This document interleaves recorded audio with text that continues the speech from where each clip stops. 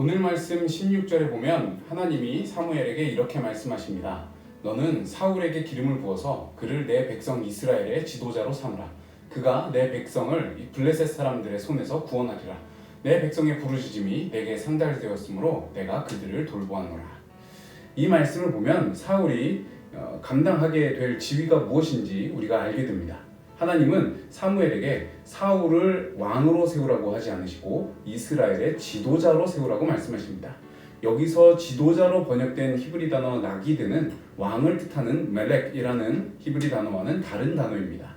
하나님이 사울을 가리켜 멜렉이라고 하지 않으시고 나기드라고 꼭 집어 이야기한 것은 사울이 어디까지나 백성의 대표, 지도자이지 그가 진짜 이스라엘의 왕으로 군림하는 것은 아니라는 이야기입니다.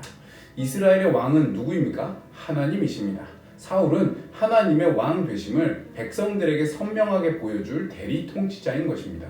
그리고 그가 지도자로서 해야 될 일은 무엇입니까? 본문의 표현만 보면 사울이 해야 될 일은 블레셋 사람들과의 전쟁에서 이스라엘을 승리로 이끄는 것으로 보입니다. 그런데 이것은 더 근본적인 의미가 있습니다. 바로 하나님의 구원을 이루는 것입니다.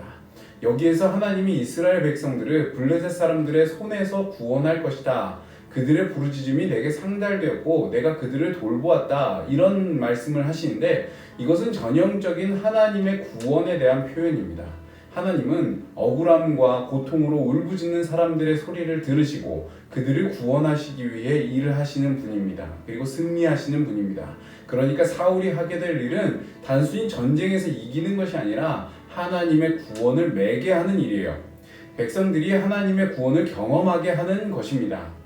하나님께 기름 부음을 받아 백성의 지도자로 세움을 받고 하나님의 구원을 백성들에게 보여줄 사울은 하나님의 형상으로 지음받은 우리가 누구인지를 알려주는 것으로 보입니다. 우리는 이 세상에 하나님의 통치를 보여줄 하나님의 형상들입니다. 하나님이 세상을 어떻게 선으로 통치하시는지, 이 세상에 하나님의 구원을 어떻게 베푸시는지를 보여줄 하나님의 일꾼들입니다. 이 사실을 꼭 기억하고 우리가 우리 삶의 통치자, 세상의 통치자가 되어 살아가지 않도록 늘 주의할 수 있기를 바랍니다.